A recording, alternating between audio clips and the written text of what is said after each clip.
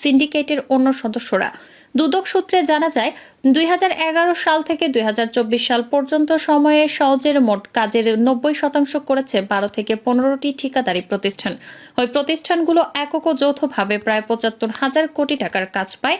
নানা কৌশলে নির্ধারিত কমিশনের বিনিময়ে সুনির্দিষ্ট ওইসব প্রতিষ্ঠানকে কাজ পাইয়ে দিত কাদের সিন্ডিকেট। কাকে কাজ দেয়া হবে তা আগেই ঠিক করে রাখা হতো। এরপর দরপত্র ডাকার আনুষ্ঠানিকতা করা হতো। কাদেরের সিন্ডিকেটের সদস্য ছিলেন তার স্ত্রী ইশরাতুন্নেসা কাদের, ভাই আব্দুল কাদের মির্জা, ফেনীর সাবেক সংসদ সদস্য নিজামুদ্দিন হাজারী ও নোয়াখালীর সাবেক এমপি একরামুল করিম চৌধুরী।